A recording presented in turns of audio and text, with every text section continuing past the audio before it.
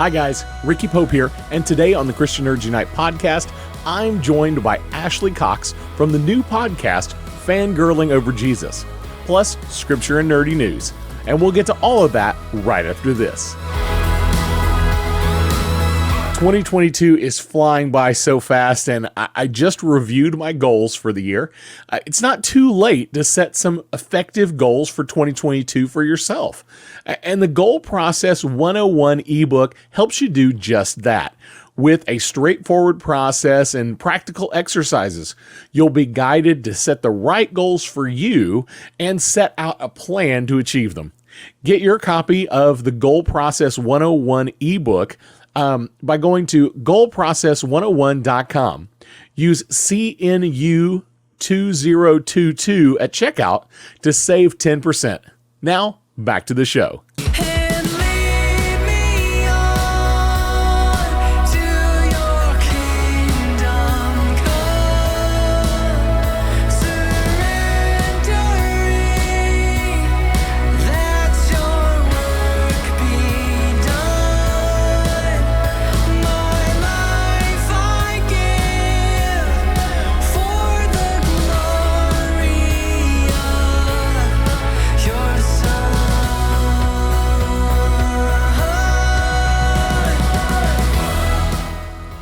After my conversation with Ashley Cox, I started thinking about that term, fangirl or fanboy, and the term implies more than just a casual fan.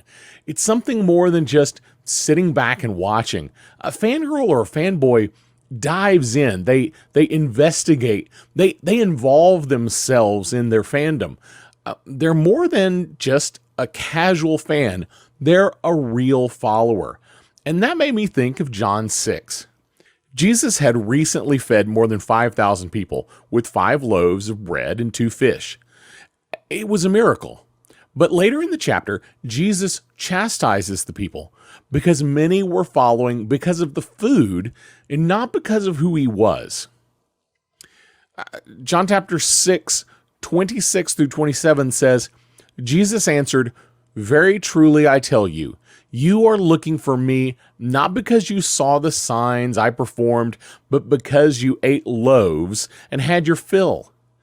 Do not work for food that spoils, but for food that endures to eternal life, which the Son of Man will give you. For on him God the Father has placed his seal of approval." Then Jesus says, "I am the bread that came down from heaven." But many had trouble accepting this and understanding really what it meant. It says in verses 60 through 66, on hearing it, many of his disciples said, "This is a hard teaching. Who can accept it?" Aware that his disciples were grumbling about this, Jesus said to them, "Does this offend you? Then what if you see the Son of Man ascended to where he was before? The Spirit gives life, the flesh counts for nothing. The words I have spoken to you, they are full of the Spirit and life. Yet there are some of you who do not believe." For Jesus had known from the beginning which of them did not believe and who would betray him. He went on to say, "This is why I told you that no man can come to me unless the Father has enabled them." From this time, many of his disciples turned back and no longer followed him. These were casual fans. They weren't invested. They weren't true believers. They enjoyed what Jesus did for them, but not fully invested or accepting of who he was. I hope you'll take a moment this week and consider the question, am I a casual fan of Jesus? Or am I fully invested, fully dedicated, fully obedient, fanboy or fangirl, a true follower of Jesus? And now for some nerdy news. Marvel dropped the trailer for She-Hulk Attorney at Law to some mixed reviews this week. Tatiana Maslany will be playing Jennifer Walters, She-Hulk, who had her comic debut over 40 years ago in 1980. The show's premise is interesting, and the cameos that are expected, such as Mark Ruffalo's Smart Hulk and Tim Roth as Abomination, among others, should be really fun. Maybe we will even get a cameo from Charlie Cox as Daredevil or Matt Murdock, the lawyer. The biggest concern at this point seems to be the lackluster CGI on the lead character.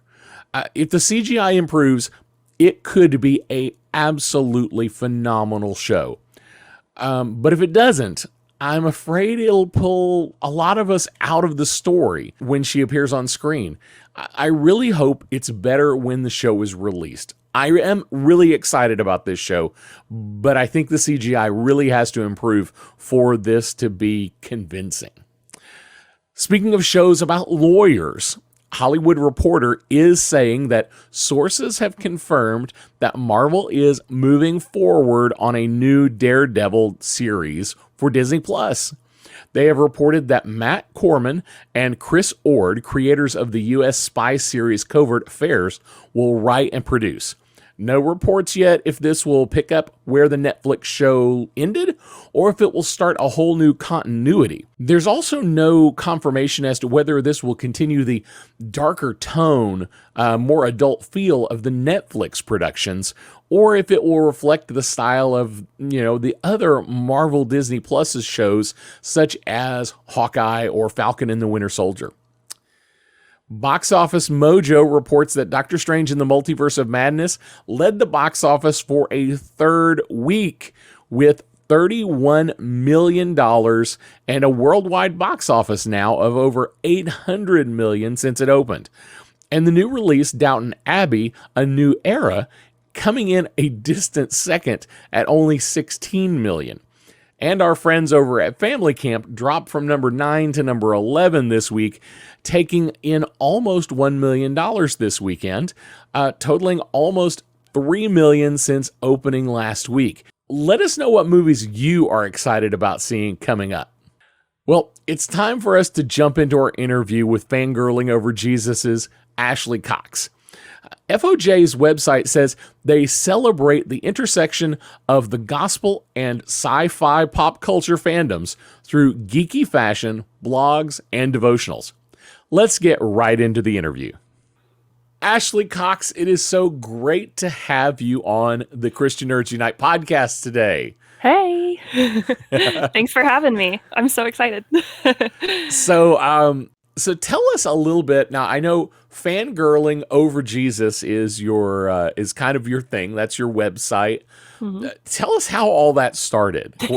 Where did the name come from? I mean, other than you're a girl and you're a fan and sure. You love Jesus. I mean, I get that, but how did that all come about? I love that. The idea itself started, and I was helping the swim team that I was coaching for at the time with their social media, web stuff, all that jazz. Mm-hmm. And so I was like, well, I could do this for other teams. It's really valuable stuff, but there's not always room in the budget for that for some teams. So it kind of lagged. And I was kind of getting bored with it anyway. And it was a combination of things. It started first, I think, from getting to go to Star Wars Celebration in 2019 in Chicago. As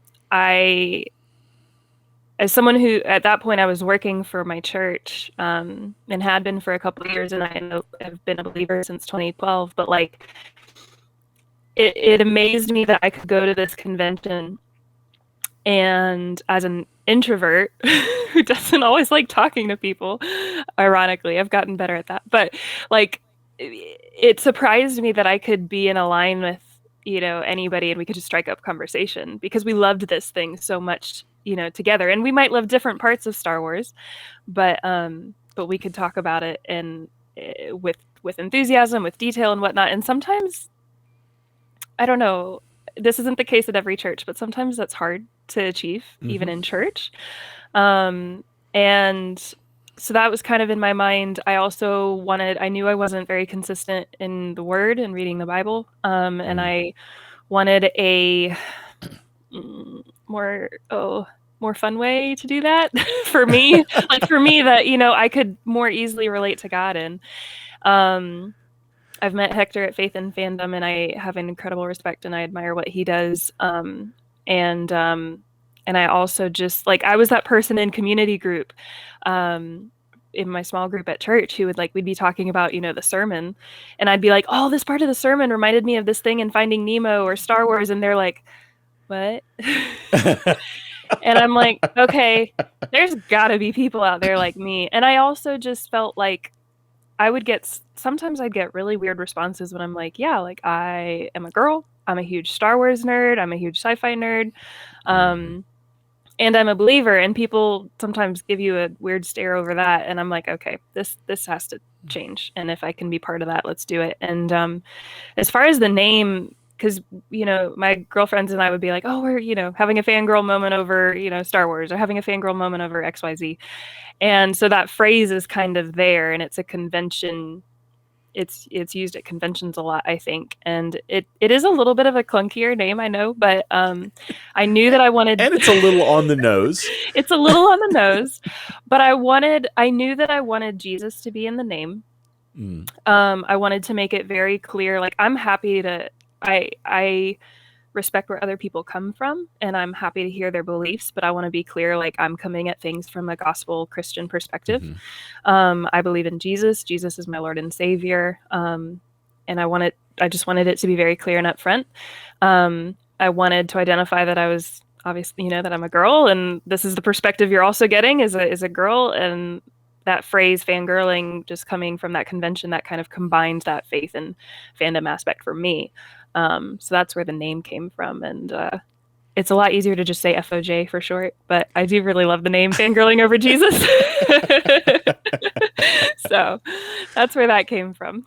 That is the curse of having a 3-word name. It will almost always become 3 letters. Yes. Almost instantly, as Christian Nerds Unite has become CNU in most of my typing. So, well, and that's the thing too, is like, because of where my shop is, it's not like, so even though it's called fangirling, it's not just for girls. And so on the shirts and stuff, I do shorten it to just FOJ, because I know guys are buying this stuff and I want them to feel comfortable wearing it, and I understand that can make them feel uncomfortable, but thankfully I have a lot of guys that are purchasing my stuff, which is awesome. So well, speaking of purchasing your stuff, your merchandise, you were kind of merchandise was kind of your thing. So talk to us a little bit about what kind of things are available. I know you have a term you use, everyday cosplay, as well. Yep. Yeah. It's so funny to me how the shop has evolved, because originally it started with just like, oh, well, I'll do a shirt of the month, and we'll do, fandom on the front, Bible on the back is kind of how I say it. And my very first shirt was from The Last Jedi. It was Darkness rises and light to meet it on the front, and John 1:5 on the back. Light shines in the darkness, and the darkness cannot overcome it. And then I found out about Printful, which is the drop shipper that I use. And they are phenomenal. They do an excellent job. Their products and their printing are such good quality. And it lets me have time to just design these really awesome things. And it just evolved in somewhere. I'm trying to think of what the first really big item, it may have been Ahsoka products, like Snips and Fulcrum products, because well, if you go to my shop, you can tell I like really loud and bold and bright things typically. And so as far as like getting to create some stuff for fans, especially of like Snips and the pattern that goes along with that, to everyday cosplay, which just kind of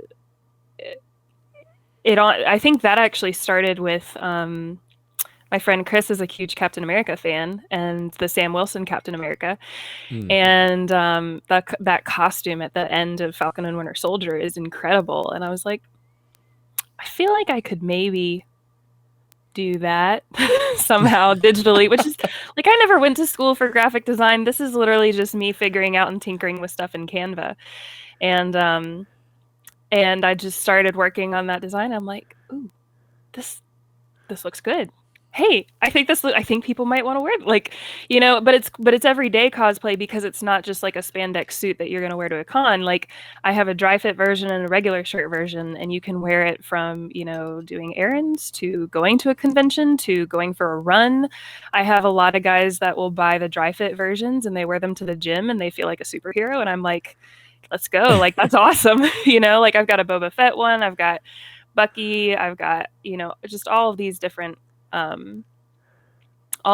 characters that people love. I just had somebody request a Mando one, and that was a lot of fun because he wore it at Star Wars at Night. I think that was on May 4th at Disney, so he got to wear it there, and that to me is so cool because they get to embody that character without having to put on everything and buy like $1,000 worth of stuff. Yes. So yeah, absolutely. Now, speaking of cosplay, now you've done a little cosplay. A little. A little bit. And as I recall, you have some kind of story about Star Wars Celebration. Yeah. And trying to do some cosplay there. You want to tell us a little bit about it? Sure. So oh my gosh, it's Kristen's fault. That's our joke. My friend Kristen introduced me like two weeks before Star Wars Celebration 2019. She introduced me to Star Wars Rebels. And I absolutely not fell in love is like, ooh, fell in love. But like, I just fell in love with the character of Kanan and the journey that Kanan Jarrus goes through, the fact that he's a Jedi and his journey through that, his doubt through that, his attempts to teach Ezra through that, like just the whole character, it just really hit for me. I absolutely loved it. And so she introduced me to it 2 weeks before Celebration. And all of a sudden I'm basically binging because they were going to have a panel at Star Wars Celebration, even though it had been off the air for a bit.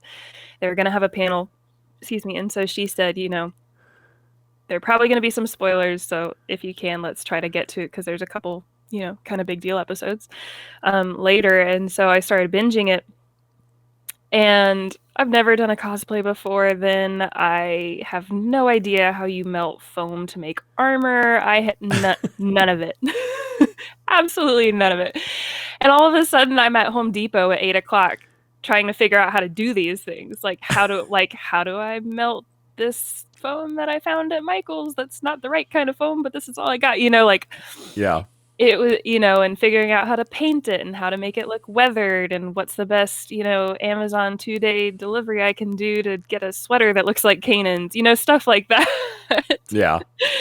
And it was so much fun because I pulled something together for Kanan.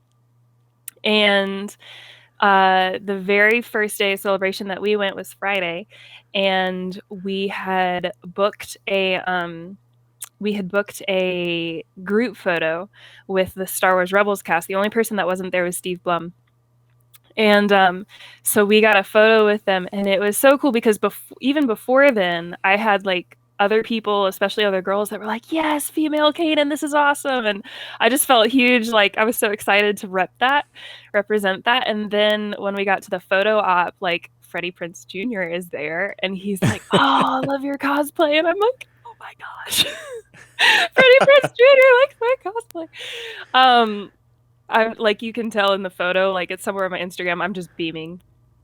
And then it was cool too because I ended up having a little extra money in my budget, so that same day I went and got an autograph from him too. So it was just like that Friday was cloud nine for me to get to do my first cosplay that way with a character I adored and get to meet the guy who voices him. It was just, that was like, I'm good. I'm like, the rest of the weekend is going to be wonderful just because Friday was. So that's awesome. Yeah, it was great.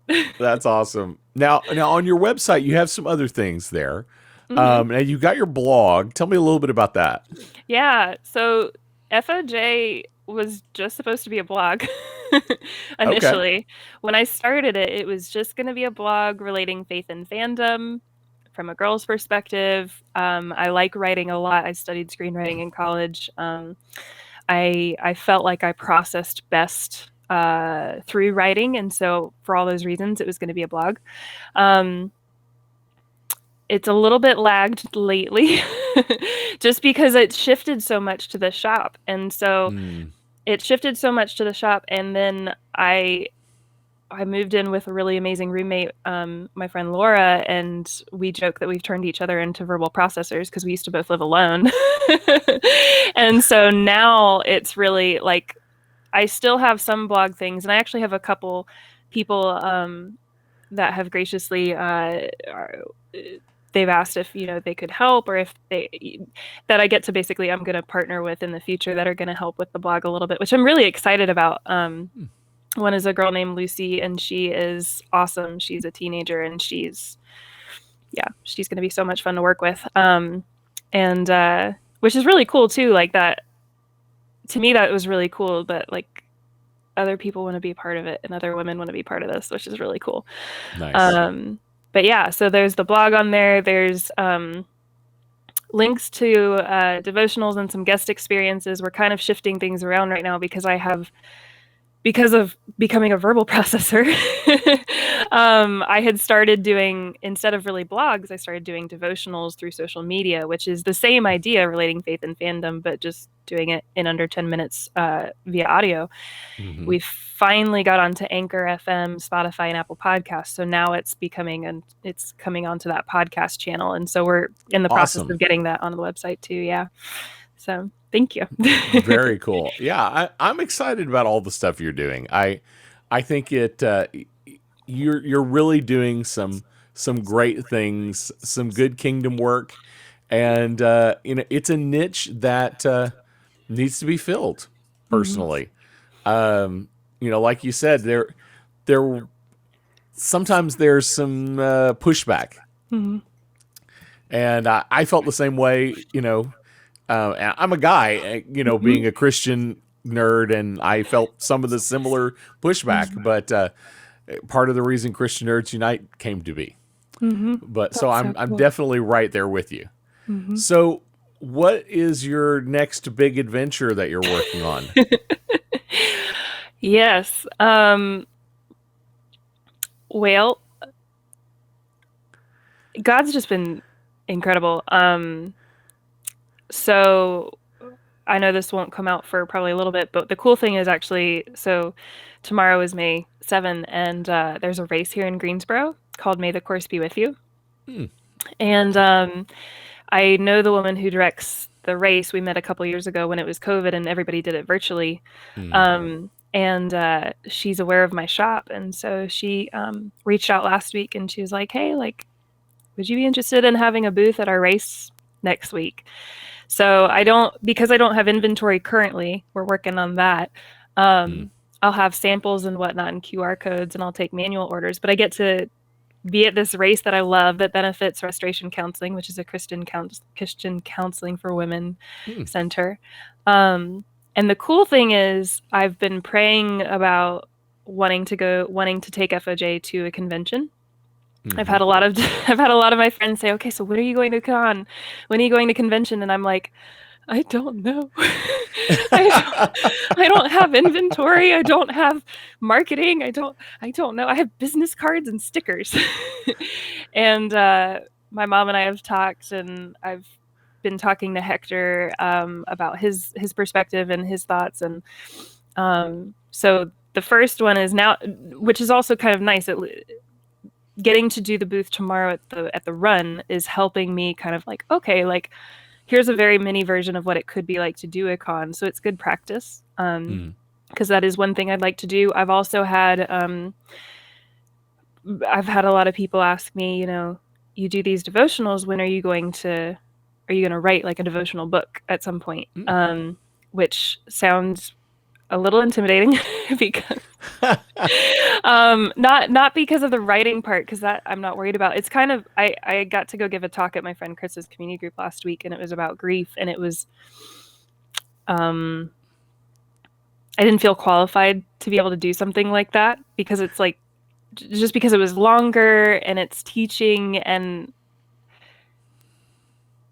that I don't know, like, it's just something I've never done before, and I was really thankful they asked, but it went really well. God was so good through it, and he used it, I think, to help me and to help other people in the group that are going through various stages of grief. And it's kind of the same thing with this devotional book. I want to do it. I want to write it. Part of me doesn't feel qualified, but at the same time, going through any grief journey, I think can make you more, not just me, but like generally you can make you more qualified. So that's probably that is one of the things I'd like to do next, is do like maybe a 30-day devotional book that is specifically about grief, but different things that we see in fandom about grief, because there's different types of grief. It's not just when somebody passes. It can be diagnosis, it can be job related, it can be a whole gamut of things.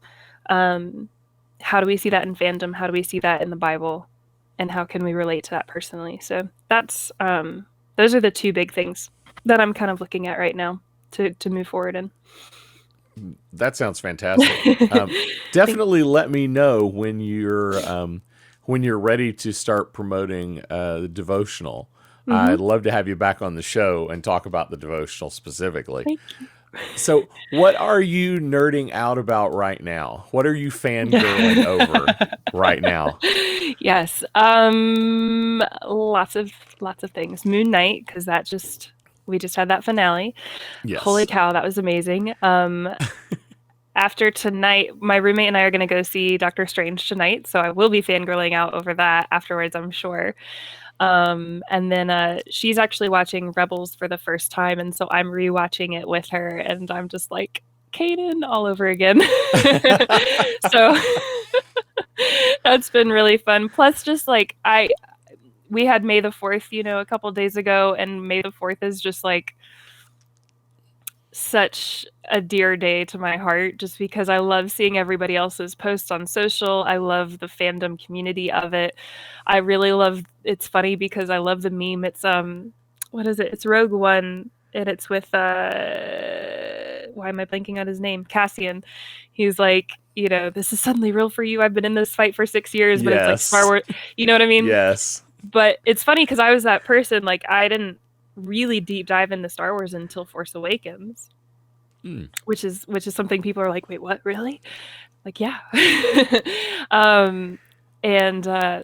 So I feel that a little bit from both sides, but I just think that's such a funny thing. So we watched Rogue One on Wednesday night. It was so much fun. So very cool. That's a little funny to me because I actually remember seeing episode 4 in theaters the first time. I'm an old man. Cool. I wish I could have had that experience. I was born into the darkness. I love that. But I did see Revenge of the Sith in theater, but I didn't. It was my friend wanted to go, and I was like, yeah, sure, that sounds like fun. Like that was why I went. So yeah. That's awesome though. So now, kind of as a side that you do so many things. You have like 15 hats. Yep. Now you're doing some acting as well. What is that like for you? I know you said you've done some screenwriting, or you trained as a screenwriter, but now you're an actor. Yes. Yeah, I started, there's a really great studio here called In Studio, shout out In Studio, in Greensboro, and man, our instructors are super talented. We've had people that are Netflix stars currently that have come out of that studio. Like they're just very gifted. So I started training there in 2017 because I just wanted to see what the other side of the camera was like. I felt like it would help writing. I had studied screenwriting in college. I went to LA and was able to intern with in the production office for Haven, which was amazing. The writers and the producers were incredible. It was a great learning experience. And I always wanted to go back out because I keep those contacts and I love what they did. And so I was going to try, to get back into writing. And then I started acting to see that other side of the camera. And I was like, ooh, this is challenging and I really like it. And I want to see if I can go further in it. And like right at the beginning of COVID, because that's a great time is when I got my agent. It's when everybody starts everything right before a pandemic. What are you talking about? Absolutely. So that was great. That is the comment. I hear that comment more often than anything else I ever hear. It's, well, so I decided to do this thing, and then a month later, COVID hit. It's so true. It's so true. I was supposed to have an interview with my current agent in person, and then COVID hit, and it was a phone interview. But she booked me. Her name's Sherry. She's wonderful. I absolutely love her. And so we've slowly been getting work, and this year been, it's been mainly commercials thus far. Doing a local movie right now, which is super cool. It's a different experience that I'm really excited about, getting to do something more dramatic. I enjoy commercials. They're fun. But it is cool to get to see, the other genres and whatnot as well. I loved my dad. I guess it kind of goes back to my dad. He loved watching like Turner Classic Movies. And I swear he probably knew as much as Osborne, the guy who used to host it. Robert Osborne. Yeah. And my dad would always be that person that was like, okay, you see that star, they're a character actor and they did this and they also did that and that and that. I've realized that I'm now that person. I've started doing that to my roommate and my friends. I'm like, okay, you see that person? And I'm like, oh gosh, hi Dad. IMDb is like my favorite place in the world. It's so good. It's so helpful. And so I love that. And my dad was born in 1937. So I had a very interesting, I was brought up on a lot of classics and then a lot of 80s stuff. My mom was 21 years younger. And so MASH and the original 5-0, Magnum PI, all that stuff. And then as I've gotten into the convention world with sci-fi, I'll be in the autograph and photo op area, and I'm like, one day I want to be on the other side of this line. I want to be on the other side of this booth because I love the inspiration that, Ashley Eckstein is a wonderful example. I got to meet her last year at GalaxyCon, and she's been a huge inspiration for me as a female in fandom, as a strong person, as, with everything, as a businesswoman, just everything that she does. And I got to meet her, and I'm basically we're basically having a cry fest because I'm telling her this, and it just she has that impact on everybody. And that's my goal with Fangirling Over Jesus too, is I just want to impact people for the better. I want to tell people about God and where he plays in that and why he's part of that. And I would like to someday be on that other side of the booth, because then you get to say things like that a little bit louder. And in a world that's so broken right now, we need that. We need to have something strong to look forward to, for faith, for hope. And I don't want people to feel like they're alone either. And that's a big driver too. And I don't want them to think that Jesus has left them alone. So, yeah. Good word. Good word. I honestly love hearing about believers who are getting into the industry, who want to make an impact there. I've interviewed several believers that are working in the industry right now, and I love to hear their stories, and I love to hear their heart. And it's an industry that can be kind of dark sometimes. Yeah. But for those of us who really want to invest in the time and the effort and want to be part of that industry, we have an opportunity to be a bright light in a dark place. Well, it's cool. I love Matt Lanter, the voice of Anakin in the Clone Wars. He's a believer. And he has that opportunity. He has that opportunity. I don't know. I haven't heard from him as much because I'm just starting in Clone Wars. But the fact that that's not even just on his Instagram profile, to me, is huge. Little things like that add up. And I think James Arnold Taylor. Wow, we can talk. James Arnold Taylor. I think he's a believer too.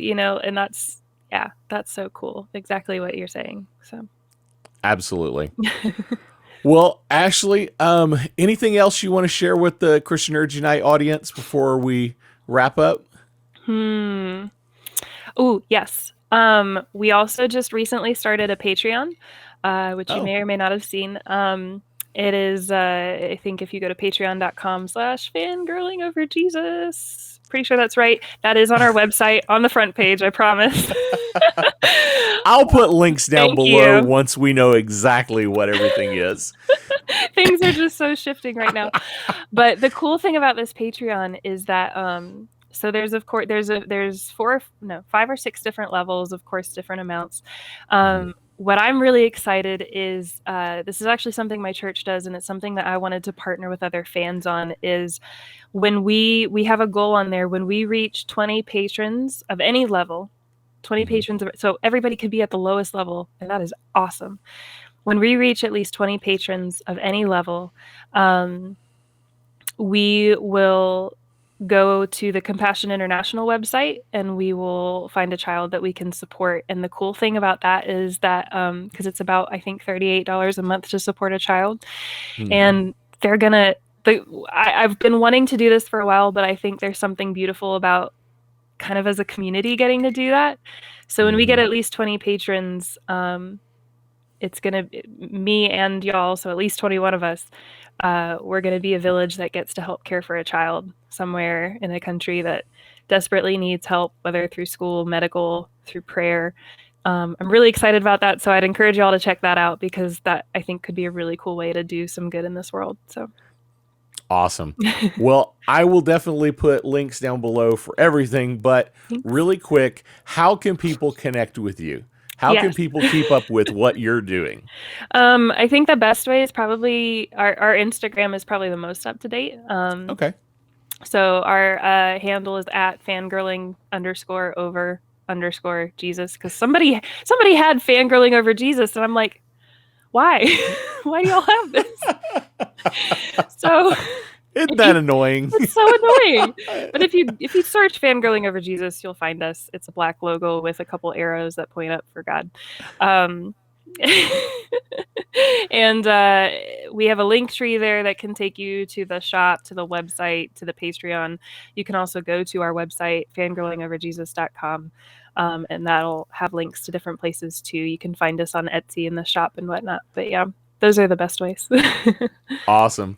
Ashley, it has been a pleasure having you on the show. Thank you. Definitely want to have you back, and let me know when you're ready to start promoting your devotional. Will do. Thank you so much. This is awesome. It was great connecting with Ashley, and I've put links down in the show notes so you can connect with her. Make sure you check those out, and make sure you check out fangirlingoverjesus.com for all of her information. Before I go, I do want to let you know about a special project we're working on here at Christian Nerds Unite, and Ashley is a part of it. We will be releasing some bonus episodes within the next couple of weeks. Some of you know I was really excited about the Marvel Multiverse role-playing game playtest that just recently came out. Well, I've gathered a group of believers who are also podcasters to join me in a playtest, and we recorded the whole thing. We hope to put out a couple of bonus episodes each month over the next 3 months. We've already recorded the first session and are set to record our next session. We want you to check out these special episodes. I think you'll really enjoy them.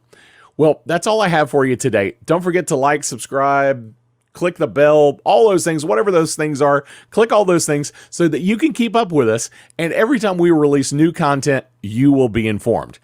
And you can find all of our social links, our links to our YouTube channel, and our online store at ChristianNerdsUnite.com. I do want to take a moment to encourage you to join us as a supporter on Patreon.